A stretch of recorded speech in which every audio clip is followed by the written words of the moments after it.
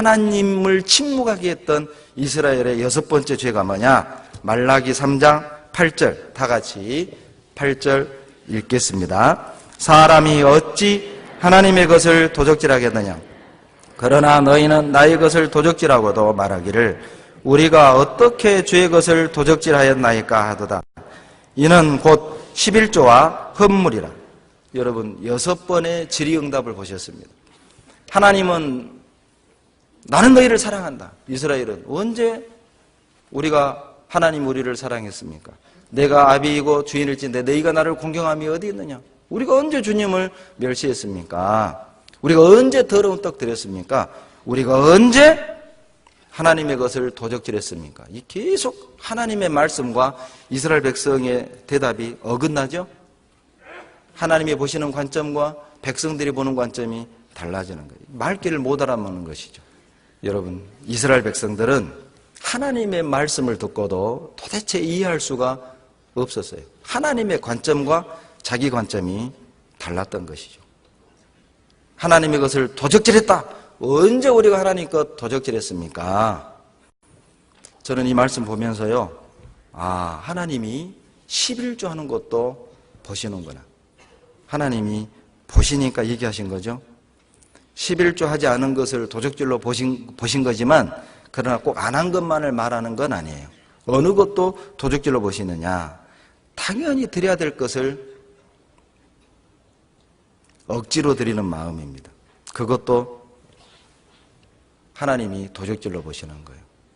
감사함으로 드려야 될 것을 억지로 드리는 것이죠. 그게 하나님이 보시는 도적질이었던 거예요. 그런데 놀라운 건 이스라엘 백성들이 11조를 도적질함으로 하나님은 침묵하셨을 뿐만 아니라 더 놀라운 구절이 11절에 나옵니다. 11절을 한번 보시죠. 같이 읽겠습니다. 만군의 여호와가 이르노라. 내가 너희를 위하여 황충을 금하여 너희 토지 소산을 금하지 않게 하며 너희 밭에 포도나무의 과실로 기한 전에 떨어지지 않게 하리니. 국가적 재앙이 닥쳤던 것입니다. 이스라엘 백성이 11조를 하지 않으므로 그 국가에 황충이, 가뭄이 온 것이죠. 실은 저는 개인적으로 이 구절을 읽으면서 혼자 그냥 우스개 생각을 한 적이 있습니다. 과거에 우리나라에 IMF 불어닥친 것이 11조를 떼먹은 원인은 아닐까? 여러분, 우리 그리스도인의 삶이 국가적인 재앙을 불러들일 정도로 영향력을 끼칠 수 있음을 기억해야 합니다. 우리 개인의 삶은 개인의 삶으로 그치지 않는다는 것이죠. 우리의 삶은 우리 주변에 이렇게 엄청난 영향을 끼친다는 것을 11절을 통해 교훈해 주시는 거예요.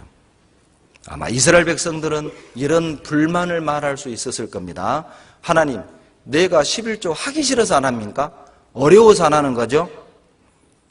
이런 불만을 얘기할 수 있을 거예요. 그러나 하나님은 분명 이렇게 대답했을 것 같습니다. 이스라엘 백성들아, 너희들이 어려워서 11조를 못하는 게 아니라 11조를 안 하기 때문에 너희들이 어려워진 것이란다. 하나님 이렇게 대답하지 않으셨을까요? 어려워서 11조를 못하는 게 아니라 11조를 안 하기 때문에 어려워진 것은 아닐까? 우리 스스로를 한번 돌아볼 만한 내용이죠. 가끔 저는 이런 전화를 받습니다. 목사님, 11조를 할 때 회사에서 통장에 넣어준 전체 본봉의 11조를 해야 됩니까? 아니면 카드 값 다 제하고 난 뒤에 나머지 것을 11조를 해야 됩니까? 목사님, 이번에 적금 3년짜리 탔는데요. 이 적금 들 때 달달이 11조 다 하고 난 뒤에 남은 것에 11조를 해서 적금 들었는데 그거 이번에 탔는데 이거 또 11조 해야 됩니까? 여러분 물어봅시다. 이 질문을 하신 자매님은 헌금을 더 하고 싶어서 물어본 거예요? 다른 마음 때문에 물어본 거예요? 저는 이렇게 대답합니다. 믿음대로 하시라고. 마음 편한 대로 하시라고. 하나님이 원하는 건 계산기 때려서 정확히 10분의 1 몇 점, 소수점 몇 개짜리까지 보시는 그런 하나님이 아니라고. 하나님이 원하는 건 우리의 마음을 받으시는 거라고. 10절 보십시오. 말라기 3장 10절. 10절. 만군의 여호와가 이르노라 너희의 온전한 11조를 창고에 들여 나의 집에 양식이 있게 하고 그것으로 나를 시험하여 내가 하늘문을 열고 너희에게 복을 쌓을 것이 없도록 붙지 아니하나 보라. 유일하게 하나님을 시험하라고 말씀하신 구절이 말라기 3장 10절입니다. 온전한 11조라고 그랬죠? 여러분, 온전한 11조가 무엇일까요? 월급의 10분의 1을 소수점 6자짜리까지 계산한 것이 온전한 11조입니까? 그런 의미가 아닙니다. 온전한 11조란 모든 것이 하나님의 것이라는 믿음을 가지고 드리는 것입니다. 온전한 11조란 모든 것이 하나님께로부터 온 것이라는 믿음을 가지고 드리는 11조가 온전한 11조죠. 온전한 11조란 하나님의 사역에 동참한다는 믿음을 가지고 드리는 11조. 그것이 온전한 11조죠. 그걸 원하는 거예요. 모든 것이 하나님 것이다. 내게 있는 모든 것이 하나님께로부터 왔다.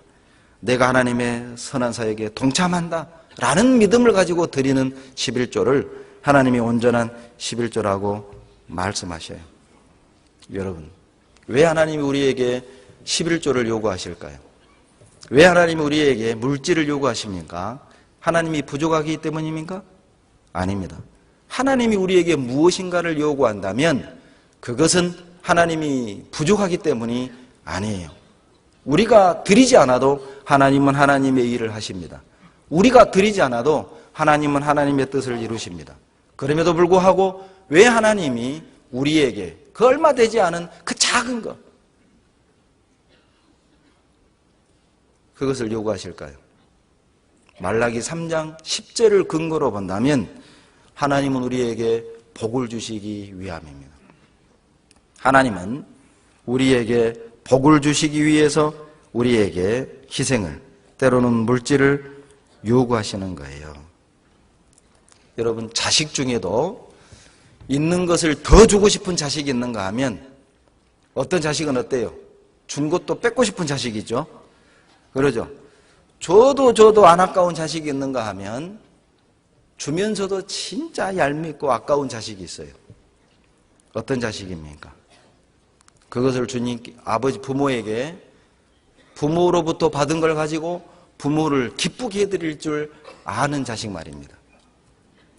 그런 자식에겐 진짜 줘도 안 아까워요. 그러죠. 부모님 생신 꼬박꼬박 기억하고 부모가 준 용돈 아껴가지고 그 편지 한 통 쓰고 그리고 어머니 아버지 선물을 챙겨드리고 부모님 결혼기념일 기억해서 또 아끼고 아낀 용돈으로 또 부모님 챙겨드리고 그런 자식을 보면 어때요? 줘도 안 아까워요. 더 주고 싶죠? 그런데 블랙홀 자식도 있습니다. 주는 족속들이 사라지는 자식, 그래서 부족해서 다고다고 하는 자식, 줘도 부족한 자식. 진짜 그런 자식은 줄 때마다 밉고 아까워요. 뺏고 싶어요. 하나님 앞에 내 모습은 어떤 모습일까요? 성경은 말합니다. 바로 이 온전한 11조, 죄송합니다. 11조라고 표현하면 물질만을 생각하시니까 제가 지금부터는 헌신이라고 하겠습니다. 헌신이라고 하면은 시간, 마음, 물질, 우리의 모든 것을 포함하기 때문에 제가 헌신이라는 표현을 하겠습니다. 온전한 헌신은 하늘문을 여는 열쇠라는 것입니다. 여러분, 2014년 한 해 우리 하늘문을 열어봅시다. 하늘문을 열어서 우리가 마음껏 하나님의 축복을 누려보는 한 해가 됐으면 좋겠습니다. 하늘문을 열고 닫는 키는 놀랍게도 하나님이 갖고 계신 게 아니에요. 우리가 갖고 있습니다. 우리가 하늘문을 열 수도 있고 하늘문을 닫을 수도 있다는 것이죠. 열고 닫는 키는 하나님이 가지고 계신 게 아니라 우리가 갖고 있는 거예요. 시편 31편 19절 보시죠.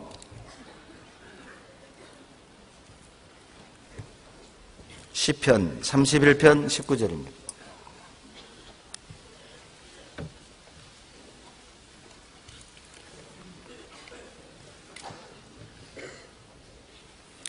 같이 구약 822페이지 시편 31편 19절 같이 읽겠습니다. 주를 두려워하는 자를 위하여 쌓아두신 은혜 곧 인생 앞에서 주께 피하는 자를 위하여 베푸신 은혜가 어찌 그리 큰지요. 이것도 믿음이라고 생각합니다. 진짜 자기가 받은 은혜를 세어볼 줄 아는 사람, 내가 받은 은혜가 얼마나 큰지를 아는 사람, 그것도 믿음이라고 생각합니다.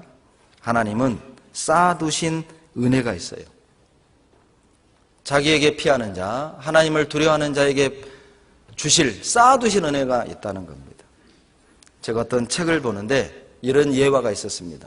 어떤 그리스도인이 천국에 갔답니다. 그런데 베드로 사도가 천국을 관광시켜 준 겁니다. 어떤 지역에 갔는데 큰 창고들이 질비하게 세워져 있는 거예요. 베드로 사도님, 저 건물들은 무엇이죠? 예, 저 건물들은 하나님이 사랑하는 하나님의 자녀들에게 주시기 위해 쌓아두신 선물 창고입니다. 아, 그래요? 그 창고 건물을 지나가는데 건물 앞에 그 주인 이름이 탁 있는 거예요. 배연기도 있고, 예, 신상우도 있고, 다 있는 겁니다. 그런데 어떤 창고 앞에 갔는데 자기 이름이 있는 겁니다. 사도님, 이 창고는 내 겁니까? 아, 예, 형제님 겁니다. 그래요? 문 좀 열어주세요. 그런데 이 베드로 사도가 너무 난감해하는 거예요. 안 보는 게 좋을 텐데요. 아니, 내 건데 왜 그러시냐고 보여주려고. 그래요? 문을 딱 열었습니다.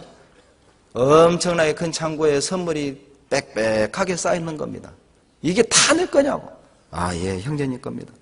그리고 그 선물 가까이 가는데 포장지 겉표지에 전부 다 도장이 하나씩 탁탁 찍혀 있는데 뭐라고 찍혀 있느냐? 수취인 거부. 받을 사람이 거부해서 전부 다 되돌아온 소포들이었던 겁니다. 제가 그 이야기를 읽으면서 정말 내 이야기는 아닐까. 하나님은 나에게 은혜를 주시려고 쌓아두셨는데 내가 순종하지 않으므로 내가 거절해서 정말 잃어버린, 놓쳐버린 하나님의 은혜는 있지 않을까. 키는 내가 갖고 있습니다. 하늘문을 열 수도 있고 닫을 수도 있다는 걸 기억하십시오. 뿐만 아니라 온전한 헌신은 재산을 증식하는 방법이죠. 말라기 3장 11절 만군의 여호와가 이르노라 내가 너희를 위하여 황충을 금하여 너희 토지 소산을 멸하지 않게 하며 너희 밭에 포도나무의 과실로 기한전에 떨어지지 않게 하리니. 여러분, 부자 되는 방법이 무엇입니까? 많이 버는 것만 부자 되는 방법이 아니죠. 부자 되는 방법은 지출을 막는 것입니다. 온전한 11조를 할 때 하나님이 새는 물질을 막아주겠다는 것이죠. 떨어지는 과일을 막아주마. 황충을 막아주마. 쓸데없는 낭비를 막아주겠다는 것입니다. 여러분, 11조는 재산을 증식하는 방법입니다. 많이 벌어야 부자 되는 게 아니라 번 것을 잘 하나님이 지켜주셔야 부자 되는 거예요. 하나님이 지켜주겠다는 것입니다. 또 한 가지, 온전한 헌신은 하나님과의 관계를 회복시켜 줍니다. 12절을 다 같이 읽겠습니다. 너희 땅이 아름다워짐으로 열방이 너희를 복되다 하리라. 만군의 여호와의 말이니라. 황폐화되어 버린 그 땅을 온전한 11조를 드리면 아름답게 해주겠다. 뭘 말합니까? 하나님과의 관계가 회복이 되는 것이죠. 하나님과의 관계가 회복이 되면 사람과의 관계도 회복이 됩니다. 부부관계, 자식과의 관계, 이웃과의 관계, 직장 동료와의 관계, 모든 인간관계의 기본이 하나님과의 관계거든요. 하나님과 관계가 회복이 되면 사람과의 관계도 회복이 되는 거예요. 온전한 헌신은 하나님과의 관계를 다시 회복시킵니다. 뿐만 아니라 온전한 헌신을 하는 교회가 축복받습니다. 온전한 헌신을 하는 교회가 성장합니다. 우리 주변에 성장하는 교회를 보십시오. 진짜 마음껏 전도를 하고 열매를 맺는 교회를 보십시오. 희생하고 헌신하는 교회입니다. 초대교회 당시 대표적인 교회가 빌립보 교회죠. 여러분, 빌립보 교회는 사도행전 16장에서 사도 바울이 세운 교회입니다. 그리고 빌립보서는 그로부터 사도행전 16장으로부터 약 10여 년이 지난 뒤 로마 감옥에서 기록한 것이 빌립보서거든요. 그런데 빌립보서를 보면 10년이 지나는 동안 빌립보 교회가 얼마나 급성장했는지를 알 수 있는 단어가 빌립보서 1장 1절에 나옵니다. 교회가 급성장하는 비결을 봅시다. 빌립보서 1장 1절.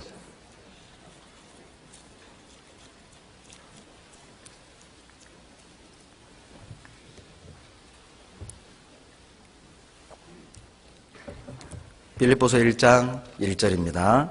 같이 읽습니다.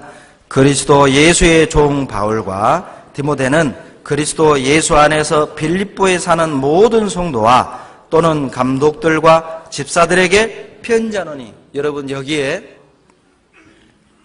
빌립보 교회가 급성장함을 알 수 있는 단어 두 개가 나오죠. 감독들, 집사들입니다. 감독이 장로거든요. 10년이 지나는 동안 이 빌립보 교회는 급성장해서 많은 장로님, 집사님들이 세워졌던 것입니다. 그러면 어떻게 이 빌립보 교회가 그렇게 빠른 속도로 성장할 수 있었는가? 여러분, 빌립보 교회는 세계 선교에 동참했던 교회입니다. 자기들도 어려우면서 적극 헌신했던 교회가 빌립보 교회라는 것입니다. 빌립보 4장 15절입니다. 빌립보 사람들아, 너희도 알거니와 복음의 시초에 내가 마게도냐를 떠날 때에 주고받는 내 일에 참여한 교회가 너희 외에 아무도 없었느니라. 데살로니가에 있을 때에도 너희가 한 번, 두 번 나에 쓸 것을 보내었도다. 내가 선물을 구함이 아니요 오직 너희에게 유익하도록 과실이 풍성하기를 구함이라. 18절만 같이 읽습니다. 내게는 모든 것이 있고 또 풍성한지라. 에바브로디도편에 너희에 준 것을 받음으로 내가 풍족하니 이는 받으실 만한 향기로운 제물이요 하나님을 기쁘시게 한 것이라. 고린도후서 8장 1절로 2절 그리고 7절에 보면 빌립보 교회 자체도 가난했습니다. 극한 가난 속에서 넘치는 헌금을 했다고 되어 있거든요. 빌립보 교회는 자기들도 힘들고 어려우면서도 더 어려운 마케도니아 지역의 여러 교회들, 데살로니가 교회, 그리고 아시아에 있는 빌립보 교회, 아가야에 있는 고린도 교회, 그런 교회들을 도왔던 것입니다. 자기들도 어려운데.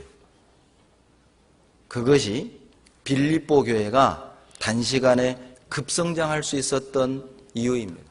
정말 어려운 형제자매님들이 해외 선교를 나갈 때마다 어떤 유치원 아이는 모아놓았던 돼지 저금통을 가져다 주고, 어떤 할머니는 해외 선교를 간다는 걸 아시고 교회당 내에서 갑자기 제 손을 잡더니 치마를 막 올리시는 겁니다. 얼마나 당황했는지 몰라요. 할머니 왜 그러시냐고. 그런데 속치마 안에서요 꼬깃꼬깃 헌금을 끄집어 내주시는 거예요. 그런 헌금을 받을 때마다 저는 기대가 됩니다. 하나님이 이번 선교를 통해서 또 어떤 역사를 이루실까. 어떤 분은 자식이 대학 보내는 아이가 둘이나 되고 박봉해, 그리고 또 자기도 어려운 형편인데도 몇 년을 모아놓은, 본인이 직접 해외 선교를 가고 싶은데 시간이 안 되는 겁니다. 그래서 이것을 그 교회에 헌금해달라고.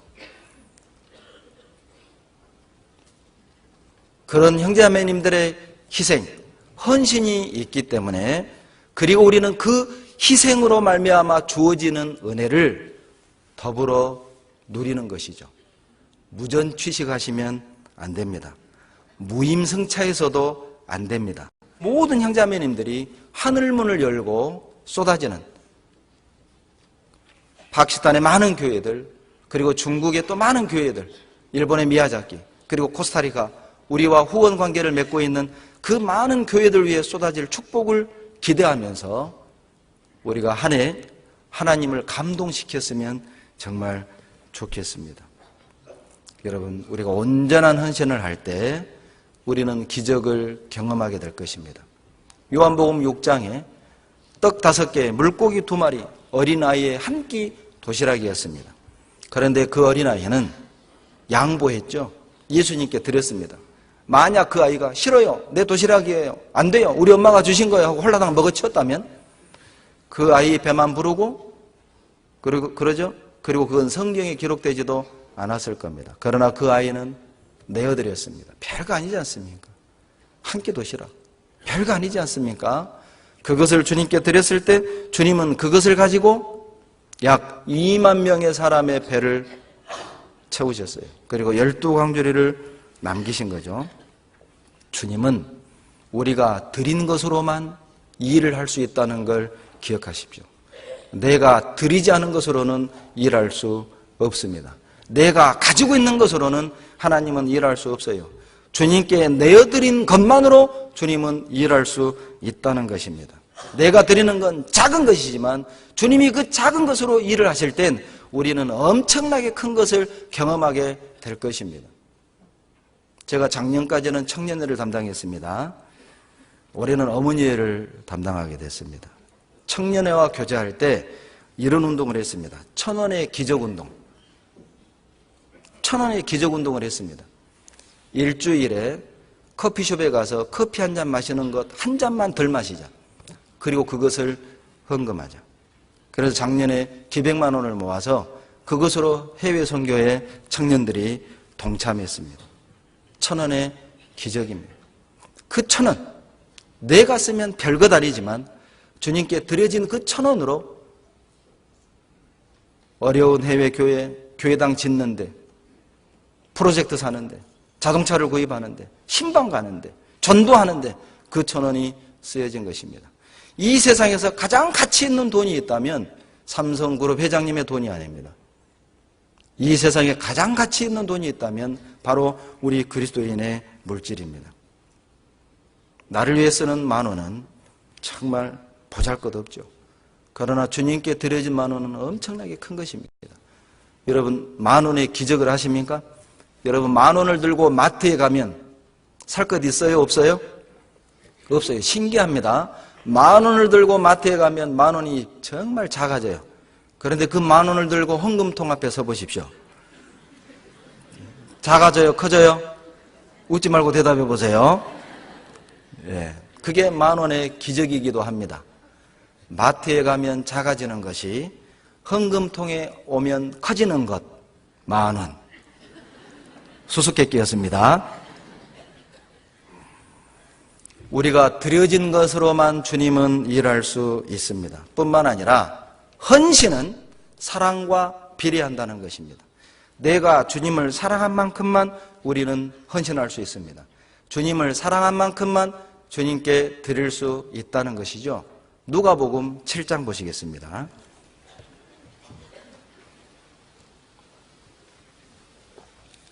누가복음 7장 40절. 이 내용은 그 유명한 도유 사건입니다. 기름을 붓는 사건. 예수님 머리에 기름을 붓는 사건은 사복음서에 다 나오지만 누가복음 7장만 다른 사건입니다.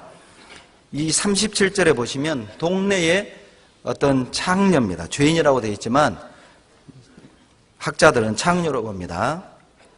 이 여인이 예수님께 나와서 비싼 향유를 머리에 쏟아붓고 눈물로 발을 씻기고 예수님 발에 키스합니다.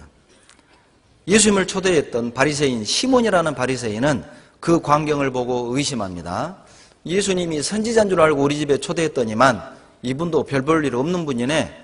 자기를 만지자 하는 이 여자가 창녀라는 걸 알았다면 만지지 못하게 내쳐야 했는데 가만히 있는 거 보니까 예수님도 보니까 보통 사람이구나 이렇게 생각하고 있는데 예수님이 시몬의 생각을 읽으시고 하시는 말씀이 41절로 43절입니다. 같이 읽습니다. 가라사대 빚 주는 사람에게 빚진 자가 둘이 있어 하나는 500데나리온을 졌고 하나는 50데나리온을 졌는데 갚을 것이 없으므로 둘 다 탕감하여 주었으니 둘 중에 누가 저를 더 사랑하겠느냐? 시몬이 대답하여 가로되 제 생각에는 많이 탕감받은 자니이다. 가라사대 내 판단이 옳도다 하시고, 주님이 종곡을 찌른 겁니다. 시몬아, 너와 저 창녀의 차이점이 무엇인 줄 아느냐? 창녀는 많이 용서받았기 때문에 나를 더 사랑하고 너는 나를 사랑하지 않았다. 즉 헌신의 문제는 사랑의 문제라는 것입니다. 온전한 11조는 물질의 문제가 아니라 주님을 향한 사랑의 문제임을 말하는 것입니다. 44절에 보면 여자를 돌아보시며 시몬에게 이르되 이 여자를 보느냐? 내가 내 집에 들어오매 너는 내게 발 씻을 물도 주지 아니하였으되 이 여자는 눈물로 내 발을 적시고 그 머리털로 씻었으며 너는 내게 입맞추지도 아니하였으되 저는 내가 들어올 때로부터 내 발에 입맞추기를 그치지 아니하였으며 너는 내 머리에 감람유도 붓지 아니하였으되 저는 향유를 내 발에 부었느니라. 47절 같이 읽죠. 이러므로 내가 내게 말하노니 저의 많은 죄가 사하여 졌도다. 이는 저의 사랑함이 많음이라. 사함을 받은 일이 적은 자는 적게 사랑하느니라. 주님을 사랑하는 그 사랑의 분량을 우리는 뛰어넘을 수 없습니다. 우리는 사랑한 만큼만 주님께 드릴 수 있고, 사랑한 만큼만 참을 수 있고, 사랑한 만큼만 견딜 수 있고, 사랑한 만큼만 인내할 수 있다는 거예요. 사랑한 만큼만 주님을 드릴 수 있습니다. 그 이상은 못하는 것입니다. 주님을 향한 나의 사랑을 척도하는 최고의 도구가 있다면 그것은 물질입니다.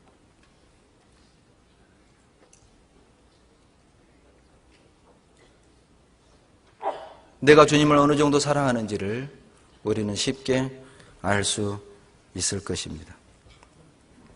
그 사람의 인격, 그 사람의 믿음, 주님을 향한 사랑을 알 수 있는 방법, 물질을 어디에 쓰는가를 보면 알 수 있습니다. 우리는 누군가의 희생 위에 세워진 몸된 교회 안에 누군가의 희생으로 말미암아 부어지는 은혜를 우리는 더불어 누리고 있음을 기억해야 합니다.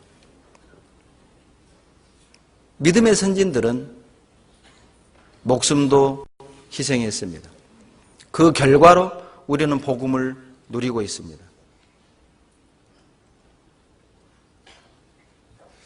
우리가 하나님께 드린, 우리가 주님을 희생하는 그 모든 것의 최고의 보상이 무엇일까요?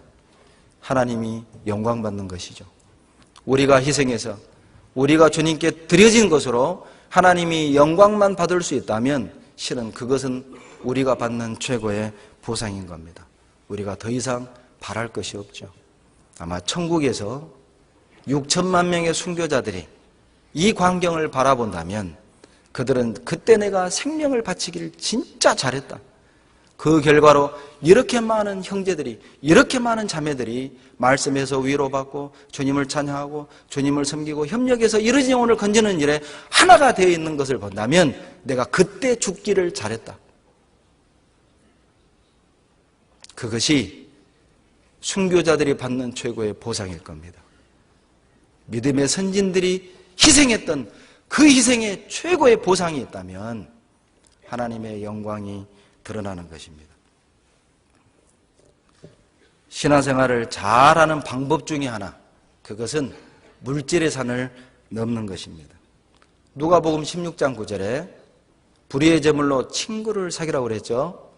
하나님이 우리에게 재물을 주신 목적, 그것은 친구 사귀라고 주신 겁니다. 하나님이 나에게 주신 모든 것은 용도가 정해져 있습니다. 여러분 선교 헌금 주시잖아요. 그건 다른 용도로 절대 못 씁니다. 반드시 선교 목적에 써야 합니다. 그렇게 하고 있습니다. 건축 헌금 하시잖아요. 반드시 그건 다른 용도로 쓸 수 없습니다. 건축에만 사용되어지고 있습니다. 용도가 정해져 있는 거죠. 공무원도 똑같죠. 용도에 맞지 않게 세금을 다른 용도로 쓰면 그건 공금 유용이 되는 거예요. 여러분, 하나님이 우리에게 물질을 주신 목적을 우리는 오늘 배웠습니다. 시간을 주신 목적, 건강을 주신 목적, 가정을 주신 목적을 배웠습니다. 불의의 제물로 친구를 사귀라. 친구 사귀는 데 쓰라고 모든 걸 주신 겁니다. 다른 곳에 쓰여진다면, 우리의 사랑이 다른 곳에 쓰여진다면, 우리의 시간이, 우리의 물질이 다른 곳에 쓰여진다면 공금유용이죠. 여러분, 곧 세무조사 들어옵니다. 주님을 만나면 세무조사 하실 겁니다. 정산하자, 회개하자, 어떻게 장사했는지 셈하자. 하나님이 세무조사 하시잖아요. 물질은 하늘문을 여는 열쇠도 되지만 우리 신앙을 잡아뜨리는 장애물도 될 수 있음을 기억하십시오. 누가복음 18장 24절로 25절에 재물이 있는 자는 하나님의 나라에 들어가기가 어떻게 어려운지 낙타가 바늘구멍에 들어가는 것보다 어렵다. 놀랍지요? 재물은 하늘문을 여는 열쇠도 될 수 있지만 우리 신앙을 넘어뜨리는 장애물도 될 수 있습니다. 11조는 율법이 아닙니다. 11조는 사랑입니다. 11조를 율법을 주시기 400여 년 전 창세기 14장에 11조가 먼저 나옵니다. 여러분, 11조를 율법이라고 생각하신다면 오해하신 겁니다. 뿐만 아니라 11조는 마태복음 23장 23절에 예수님도 11조를 하라고 말씀하셨습니다. 사랑의 행위거든요. 온전한 헌신을 할 때 하나님이 주시는 결과를 말라기에서는 이렇게 말합니다. 말라기 보시죠. 3장 17절입니다. 말라기 3장 17절 다 같이 읽겠습니다. 만군의 여호와가 이르노라. 내가 나의 정한 날에 그들로 나의 특별한 소유를 삼을 것이요 또 사람이 자기를 섬기는 아들을 아낌같이 내가 그들을 아끼리니. 온전한 헌신을 할 때 하나님이 17절 우리를 특별한 소유, 이게 영어 번역의 보석으로 되어 있습니다. 여러분, 하나님을 온전히 섬길 때 우리의 삶은 영원히 빛나는 거예요. 그러나 하나님께 드리는 온전한 헌신을 번패스러운 것, 쓸모없다, 드려도 뭐 별것 없다, 그렇게 생각하는 사람을 악인이라고 합니다. 4장 3절에 보면 그 악인은 너희 발바닥에 재와 같이 될 것이다. 여러분, 보석처럼 빛나는 사람이 될 수도 있고 발바닥 밑에 재와 같은 하찮은 사람이 될 수도 있어요. 빛나는 삶을 삽시다. 하찮게 살다가는 그런 그리스도인이 아니라 보석처럼 한번 멋지게 빛나는 삶을 살다가 주님 앞에 서기를 원합니다. 그러나 헌신을 할 때 상대방을 정죄하고 판단해서는 안 됩니다. 저 자매는 할 수 있는데 왜 안 해? 저 형제는 할 수 있는데 왜 안 해? 왜 어려운 형제자매들만 해? 왜 저 자매, 저 형제는 안 해? 그런 생각을 접으셔야 합니다. 우리는 나만 할 도리를 하시면 되는 거예요. 18절에 이유가 나옵니다. 18절 다 같이 읽죠. 그때에 너희가 돌아와서 의인과 악인이며 하나님을 섬기는 자와 섬기지 아니하는 자를 분별하리라. 하나님을 섬기는 자와 섬기지 아니하는 자를 분별하리라. 이렇게 읽으셔도 됩니다. 온전한 헌신을 하는 자와 형식적인 신앙생활을 하는 자의 차이점을 분명히 알게 될 것이다. 분별하리라. 영어 번역 일본어 성경에 차이점을 분명하게 알게 될 것이다. 이 땅에서는 모릅니다. 온전한 헌신을 드렸던 형제자매들의 삶과 형식적인 신앙생활을 하고 있는 그리스도인의 차이점이 드러나지 않아요. 때로는 적당하게 타협하고 사는 그리스도인들이 이 땅에서 훨씬 더 잘 사는 것처럼 보이는 경우도 있을 것입니다.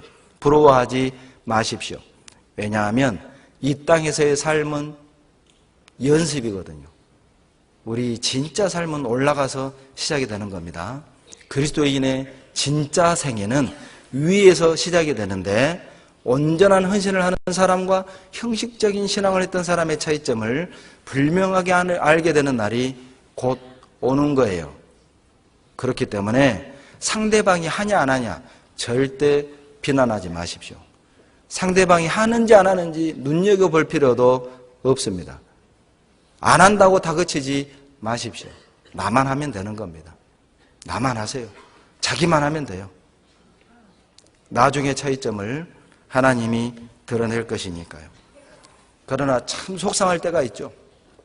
우리가 볼 때는 정말 귀하게 쓰임받을 더 할 수 있는 분이 형식적으로 살아가는 걸 볼 때 우리가 속이 상하고, 때로는 온전한 헌신을 드렸음에도 불구하고 이 땅에서는 정말 일이 안 풀리고 어렵게 사는 경우도 있어요. 그래서 안 믿는 사람들, 때로는 구원받았다는 가족 중에 한 사람도 손가락질하는 겁니다. 너 주님이 이렇게 평생을 살아왔지만 너가 잘된 게 뭐이냐?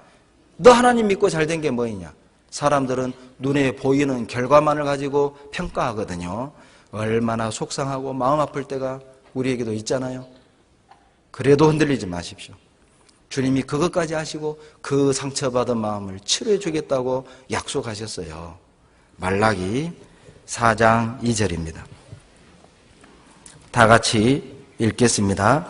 내 이름을 경외하는 너희에게는 의로운 해가 떠올라서 치료하는 광선을 바라리니 너희가 나가서 외양간에서 나온 송아지같이 뛰리라.